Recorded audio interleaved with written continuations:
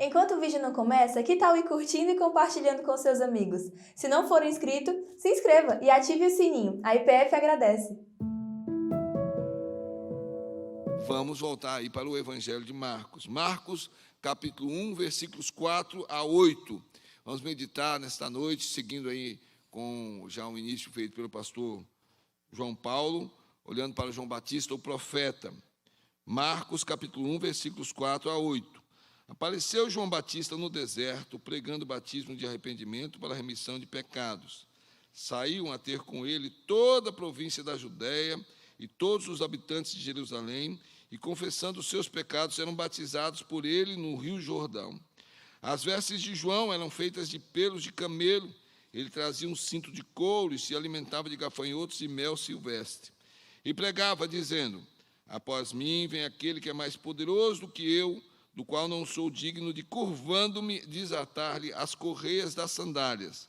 Eu vos tenho batizado com água, ele, porém, vos batizará com o Espírito Santo. O pastor João Paulo fez a introdução, parou ali no versículo 1, fez todo o aparato, o contexto, e a gente, de vez em quando, vai voltar nessas informações, mas nós vamos caminhar agora e você já vai estudando, vai se preparando, vai crescendo no conhecimento da palavra de Deus, mas esse evangelho é o mais curto deles, tem 16 capítulos, e ele, Deus usa Marcos, o discípulo de Pedro, João Marcos, o discípulo de Pedro, para trazer esta mensagem a respeito de Jesus. Ele está escrevendo aí para judeus, é lógico, mas o seu público é romanos, os romanos, porque muitos iriam se converter através do trabalho dos apóstolos. E Marcos descreve Jesus como o servo de Deus. Ele tomou a forma de servo, veio como Deus encarnado, e o Filho, então, serve, é o servo. O texto-chave, alguns consideram como sendo aí o Marcos capítulo 10, versículo 45.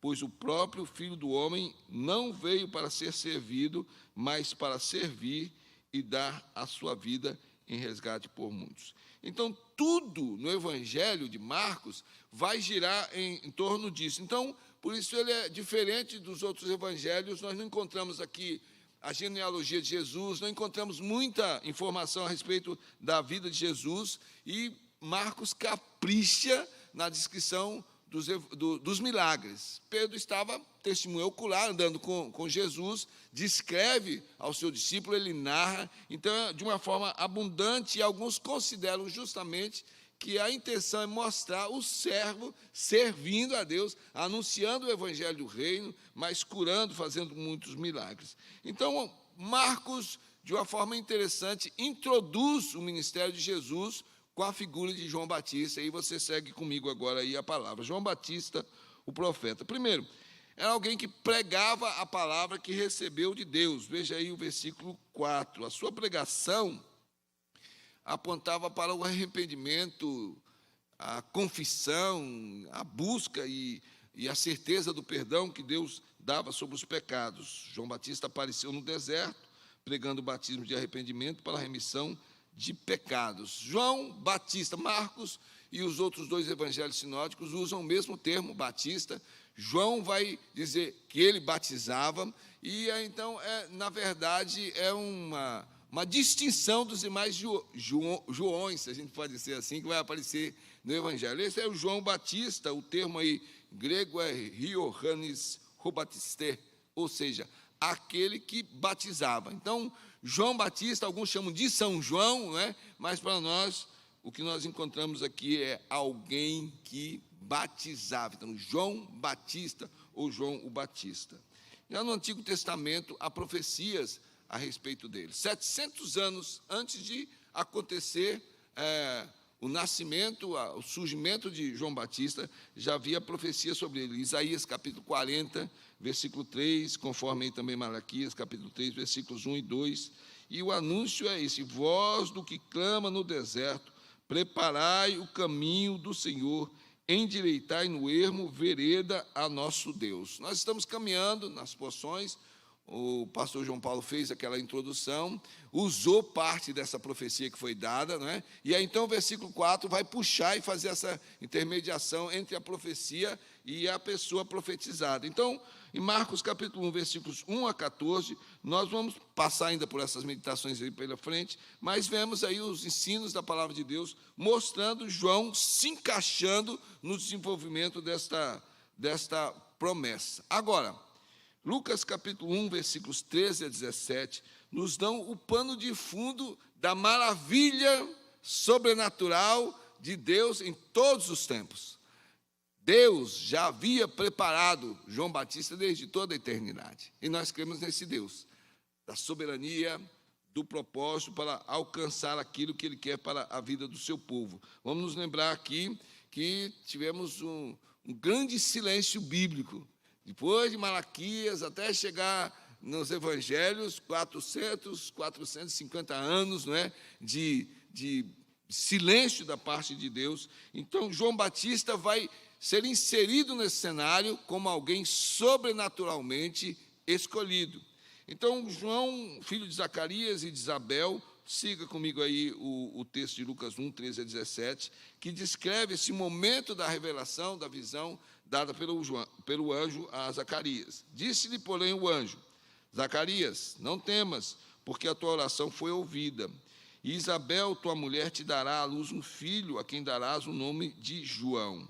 Em ti haverá prazer e alegria, e muitos se regozijarão com o seu nascimento, pois ele será grande diante do Senhor, não beberá vinho nem bebida forte, e será cheio do Espírito Santo, já do ventre materno, e converterá muitos dos filhos de Israel ao Senhor Deus. João é chamado de profeta, e ele é colocado e visto como o último dos profetas, porque ele foi preparado por Deus. Na eternidade, Deus já o lançou no seu planejamento para com a vida do seu povo, colocando na mente e no coração, e aí esse tempo do deserto, um aconchego maior. Há muitas tradições a respeito disso, mas o que nós temos na palavra é que Deus o preparou no deserto. João recebe de Deus e ele então vai falar, vai profetizar aquilo que recebeu do Senhor, desde toda a eternidade. O Senhor preparou, disse que ele seria grande exatamente por cumprir aquilo que era a vontade de Deus. João Batista, profeta, porque ele tinha na sua mente e no seu coração a palavra vinda do próprio Deus. Segundo lugar, João Batista, profeta, porque ele frutificava pela sua fidelidade. Veja aí comigo agora os versículos 1, 5 a 6. Pela sua fidelidade, ele atraiu multidões. É lógico que o modo diferente de apresentar também, o discurso que foi mal interpretado por parte de muitos do povo, atraiu muitos a ele. Mas o que nós temos aí nos versículos 5 e 6 é que muitos saíam de todas as partes da Judéia, de Jerusalém, e aí então, diante da mensagem de João Batista, eram quebrantados e confessavam seus pecados. As vestes de João eram vestes que chamavam a atenção, peles de camelo. Ele veio do deserto comendo gafanhoto e mel silvestre, que nós temos aqui, sem nos aprofundar muito, que essa não é a intenção nesse momento aqui, mas João Batista viveu no deserto da Judéia até a chegada da sua maturidade. Lendo Lucas e aí João, eu entendo que João não conhecia pessoalmente Jesus ainda da fase de adulto, porque ele diz, eu mesmo não o conhecia. Mas ele vem vestido de camelo, de pele de camelo, um animal que era repugnante diante do judeu, e era um contraste. Nesse silêncio de Deus, o que prevaleceu foi o resquício do legalismo e da suntuosidade dos sacerdotes, vindo de uma história triste sobre o povo de Deus. Dava muita atenção à aparência, mas o povo pecava e era levado a pecar por esses homens suntuosamente vestidos. Então, há aqui um contraste, mesmo porque, quando a gente olha para os profetas no Velho Testamento, a gente vê que não é somente o que eles falavam, mas Deus usava a própria personalidade deles para passar a mensagem que queria. Ele era nazireu, não podia beber bebidas fortes, nem se alimentar como os demais, então ele se alimentava do que ele encontrava na natureza onde ele estava inserido. Então, a palavra aí para gafanhotos vem do grego acris ou acrides, e aí eu não quero, depois se o pastor João Paulo volta nisso, ou nós mais tarde, né? Mas há uma discussão se seria o gafanhoto mesmo, um tipo de gafanhoto comestível, ou se seria um tipo de vegetação, ou uma casca de árvore, ou um tipo de hortaliça. O fato é, Deus colocou na natureza, serviu a natureza, e ele se alimentava, então tirava dali as suas proteínas,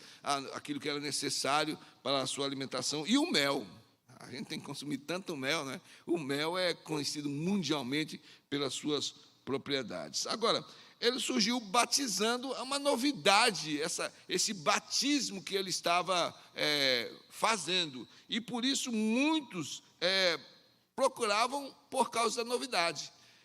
E João Batista usou em alguns momentos por causa do seu discernimento.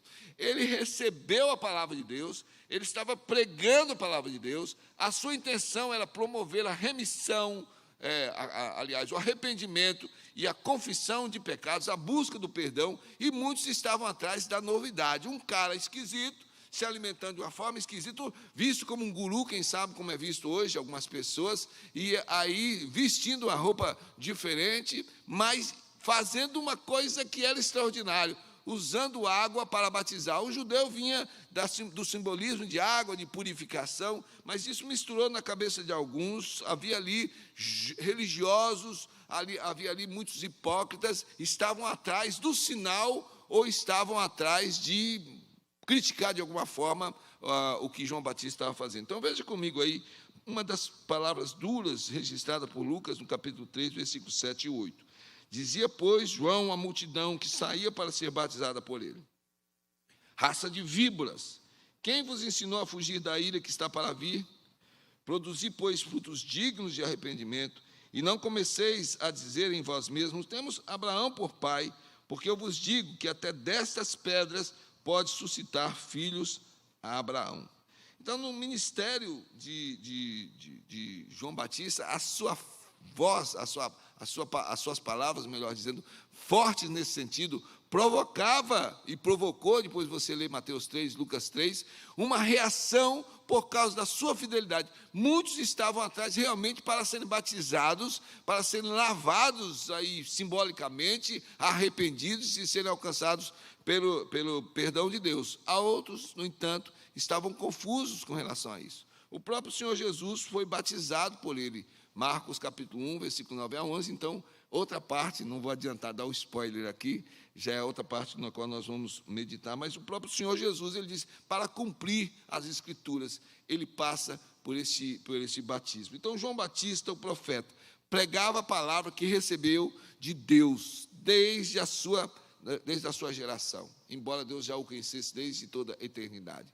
E a sua fidelidade, aquilo que Deus deu para ele fazer, então, atraía muitos. Então, desses muitos que foram atraídos, uma parte foi alcançado realmente, porque o retorno foi justamente isso. O que é que eu vou fazer? João, o que é que nós vamos fazer agora? Soldados perguntavam, os publicanos perguntavam, o povo perguntava. Então, quando há essa fidelidade para com a palavra que recebemos de Deus, o retorno é espiritual. Usamos planos, planejamentos, seminários, preparos e outras coisas mais, mas sem a bênção de Deus e sem a fidelidade daqueles que recebem de Deus, não há frutos, não há produção daquilo que vai honrar e glorificar ao Senhor. Em terceiro lugar, João Batista, o profeta, apontava o tempo todo para Jesus.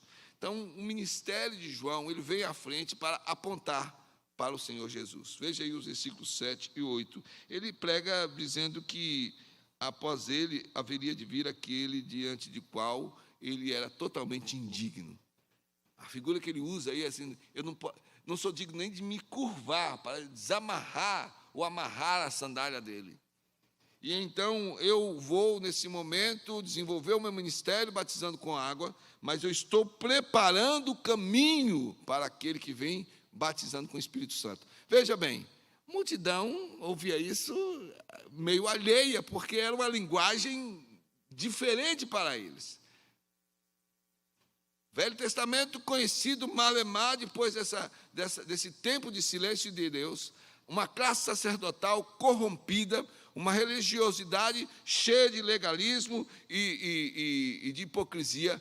Deus prepara alguém, sempre vai preparar alguém que se levanta como um instrumento abençoado pelas mãos dele. E a profecia específica, são 700 anos antes, mas veja Isaías capítulo 40, versículos 4 e 5. Há aqui uma semelhança muito próxima daquilo que é profetizado com aquilo que aconteceu na história de João Batista. Todo o vale será aterrado, e nivelados todos os montes e outeiros.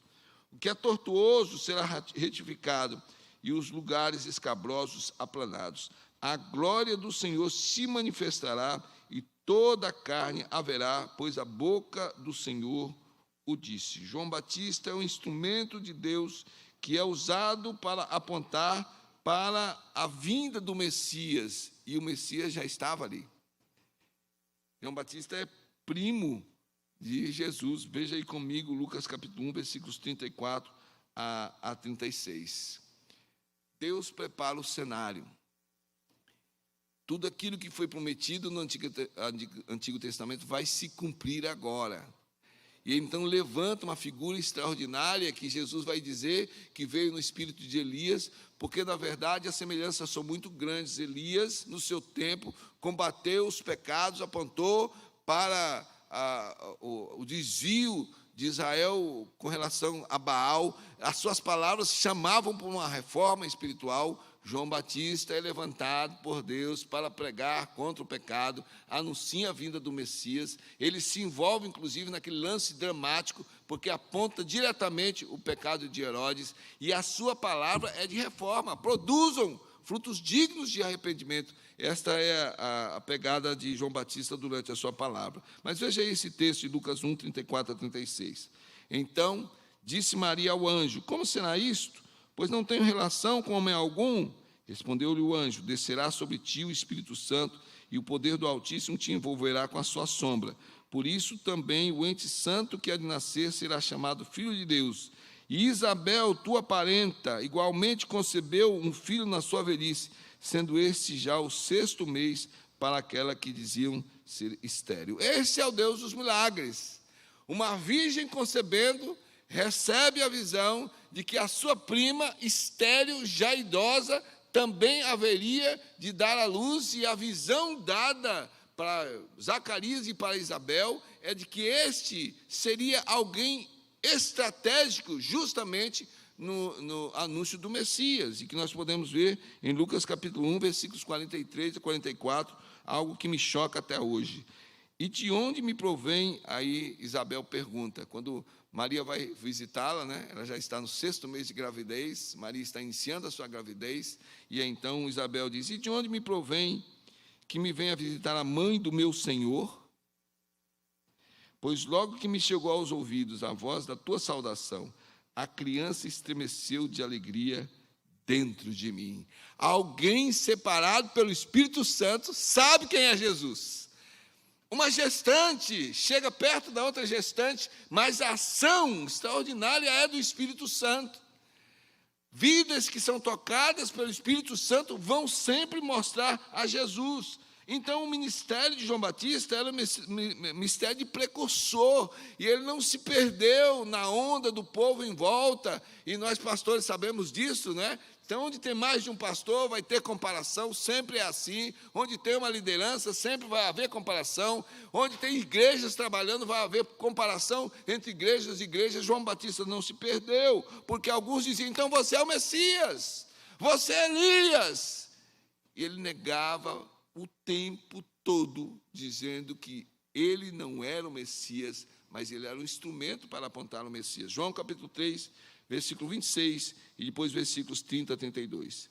E foram ter com João e lhe disseram: mestre, aquele que estava contigo além do Jordão, do qual tens dado testemunho, está batizando, e todos lhe saem ao encontro. Veja a resposta dele, que nós vamos ver aí nos versículos 30 a 32. Convém que ele cresça e que eu diminua.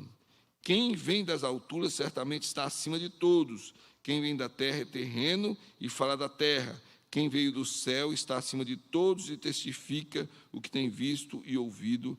Contudo, ninguém aceita o seu testemunho. João Batista apontava para Jesus: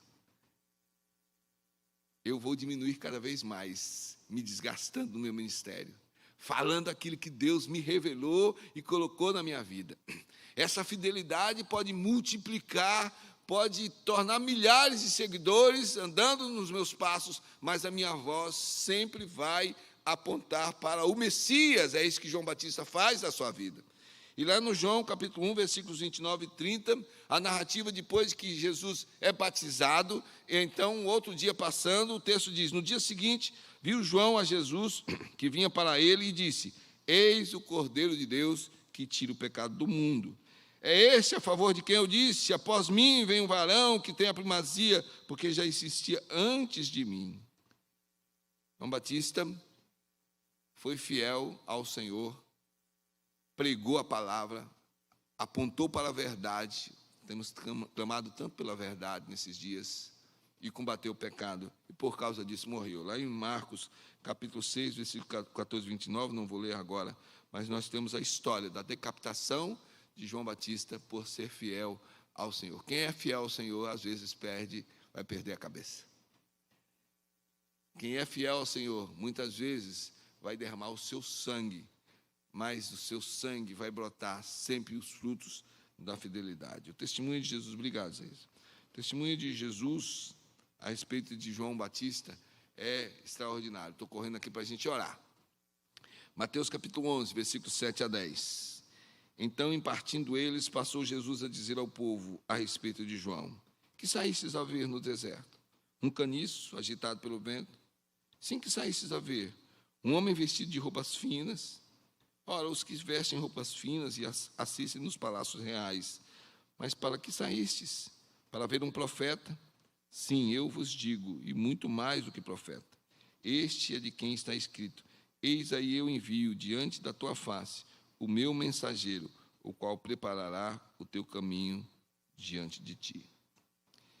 Irmãos, João Batista, profeta, que foi fiel ao Senhor, recebeu a palavra de Deus, transmitiu com fidelidade e apontou o tempo todo para a pessoa de Jesus. Eu fiz uma conclusão levando nessa direção. Nós somos profetas.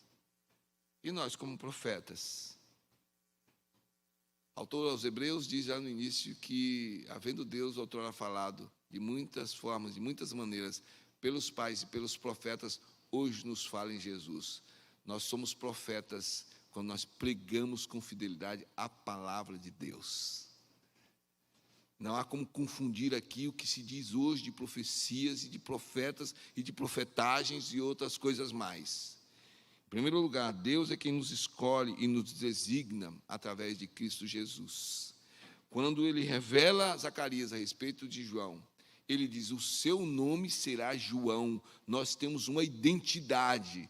Deus nos trouxe à existência e em Cristo Jesus, então, ele nos escolhe e nos designa.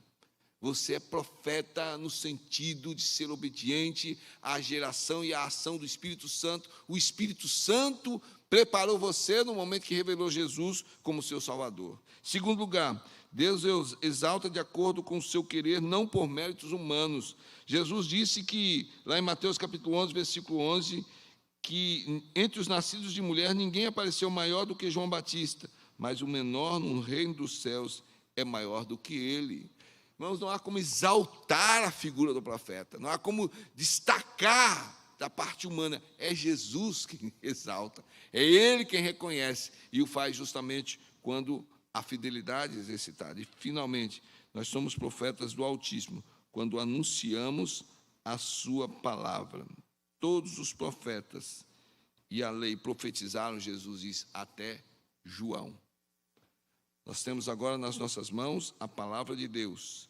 E quando nós anunciamos com fidelidade esta palavra, então a profecia ela está sendo exercitada. Não vamos nos enganar com o que tem sido dito e aí barateado como profecia, com adivinhações, tentativas de adivinhações e outras palavras mais. Somos profetas do Senhor. quando pregamos a palavra que Ele nos revela, quando somos fiéis a esta palavra e quando nós apontamos para a pessoa de Cristo Jesus. Que Deus nos abençoe. Para mais informações e novidades, siga as nossas redes sociais e fique por dentro de tudo.